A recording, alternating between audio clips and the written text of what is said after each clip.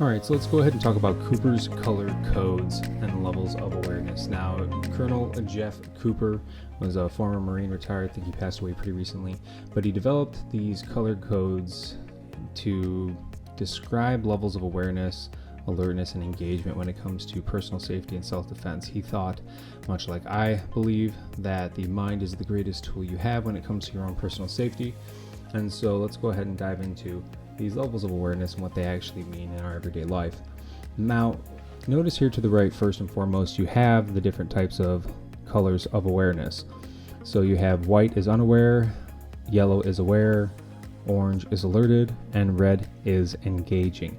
A lot of people have the misconception that this means that you are physically engaging in self-defense, when the reality of it is you're just engaging in some form or fashion. Yes, that could be self-defense. Yes, you are prepared to defend yourself, utilizing a personal safety tool if necessary.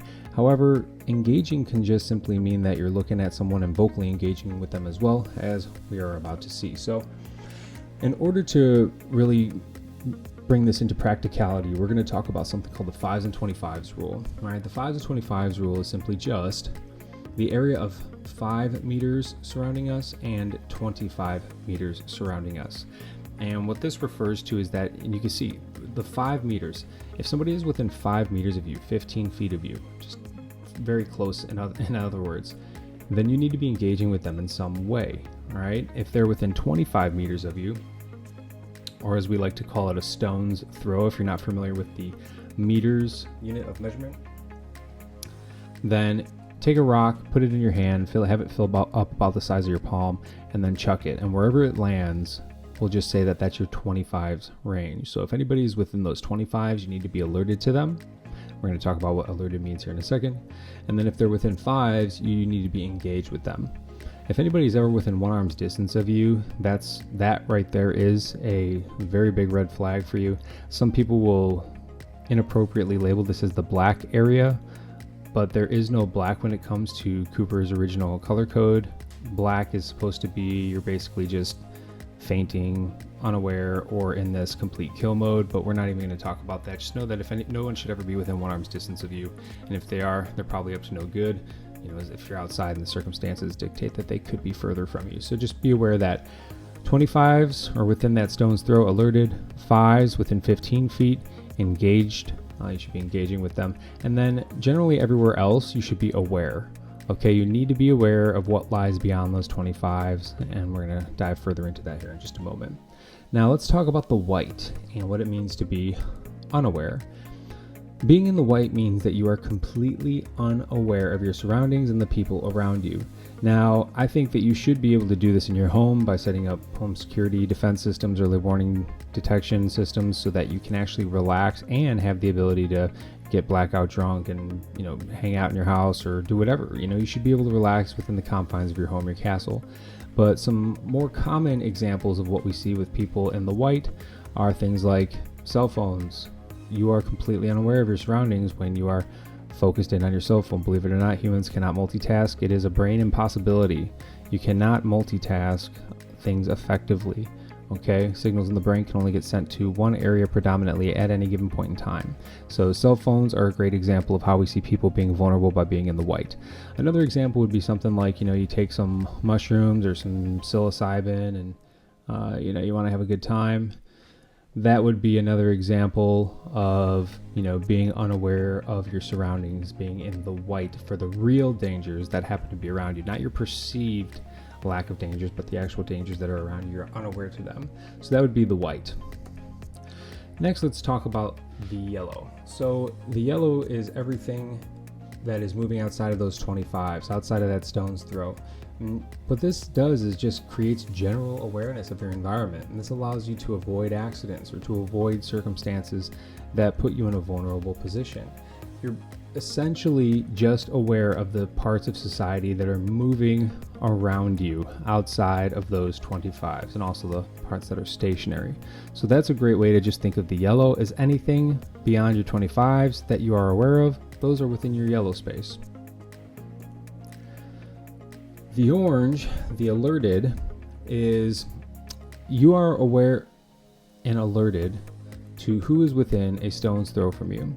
You look up at them, you see what, gender they are. These are the levels of detail that you should be able to determine by being alerted to somebody's existence within your 25. You should tell what type of gender they are, sex they are. You should be able to know, generally speaking, what they're doing. Are they walking a dog? Are they heading to their car carrying groceries? You should know if they are with someone. And you should really be able to tell at this point, really in the awareness phase, but you should be able to tell at this point if they kind of belong where they're at. Is this person just meandering around a parking lot randomly? Is this person mumbling to themselves, possibly suffering from some sort of drug intoxication or illness? So you don't have to necessarily engage with them. Maybe if you're, if they happen to look up at you, you can just simply give them a nod, but it's not really required to be alerted to somebody, because that's going to be the engagement phase. You should know, or you should be looking at somebody well enough whenever they're coming into your 25s to know if you know them or not. So that's some of the key indicators as to whether or not you are alerted enough. Like, can you tell if they're a guy or a girl? Can you tell what they are doing? Can you tell if you know this person or not? That would be adequate alertness to people crossing into your 25s. And so an example of this, here we have our figure, and then that's that 25 space surrounding her. And if somebody is out here, they're technically in the yellow. And then as they start moving closer in towards you, now here, once they reach the breach of that 25s, or about a stone's throw away, you could even say about 100 feet roughly, you should be alerted to who it is, what they're doing, and if you know them or not. Another thing when it comes to alertness, and we'll talk more about this with engagement, is the modes of travel, or the directions of travel. So for example, you'll hear us talk about if somebody's walking behind you, that's not necessarily something to be engaging over, but if somebody is walking behind you, you should at least be alerted to that. They don't necessarily even have to cross into your 25s. We talk more about evasive maneuvers, the J-hook, the sidestep, and other lessons that we teach, but just know that if somebody is walking behind you, even outside of your 25s, just be alerted to that, because their direction of travel, as we'll talk about here in a moment with interdictions, is definitely going to be relevant. All right, the red. So this means that you're completely aware of who is near you. You can see who they are. You can see the whites in their eyes, or at least the colors of their eyes. You know what they look like, if they have a beard or no beard. You know exactly what they're doing. And ultimately, you're going to engage with them in some form or fashion. Does this mean self-defense? No, it could be. But what this means is something like, hey, hi, looking at them in the eyes. We like to say looking at people in the face and eyes as you pass them by can save your life. And it's very true, because it humanizes you, it develops rapport, and there's mirror neurons in the brain that make it harder to hurt somebody who we can relate to and have humanizing rapport with. So make sure that whenever somebody is within that 5's distance, within 15 feet of you, which is actually inside the 21-foot rule, which is the minimum amount of time required for law enforcement to pull out a firearm and get off a good shot on somebody who's coming in to engage them in a threatening manner. So 15 feet is already pretty close, but we just roll with the 5's because it's still on that threshold, and it's a good amount of space to give yourself some time. Now, keep in mind that they're never within your reactionary gap. Nobody should ever be within 1 arm's distance of you. If somebody is encroaching upon 1 arm's distance with you and they don't need to be, like you're not at a concert or a bar or a venue, then you most certainly should be, pushing them off. It's something we talk about we talk about a lot in other courses, is how to respond to somebody crossing into your reactionary gap. Reactionary gap is the amount of distance between you and another person required for you to successfully block, parlay, or avoid some sort of strike being brought onto you. But much more, if you want more information on that, just reach out. We can create a video on that, no problem. So, examples of the red. We have our figure here with the 5's, and we have their 25's. And we have somebody here crossing into that alerted space. And as they begin to encroach upon those 5's, we're already alerted to them. This is when we're going to engage with them in a, hey, hello, how you doing? What's going on? What's happening? All right. We're still being completely aware and alerted to what it is that they are doing, who they are, do they belong there? Why are they coming in this close to me within my space? And what we also need to begin to do is, as they move in on our 5's, we actually begin to push ourselves a little bit further away, as long as it's natural. You're not running from this person, but you do want to begin to oblique yourself off or work on a diagonal that creates more distance and pushes them back out of your 5 zone. Why? Because our safety formula is distance equals time equals safety. The more distance you have from somebody who's an adversary or who turns out to be an adversary, then the more time that you have to react and the more time those signals have to travel throughout your brain. The more time that you have to react, the more time that we allow for those signals of perception to travel throughout our brain, then the more logically and critically we can think. So therefore, we can keep ourselves safer. So remember, your number one friend and ally is always going to be distance and time when it comes to keeping yourself safe against violent crime.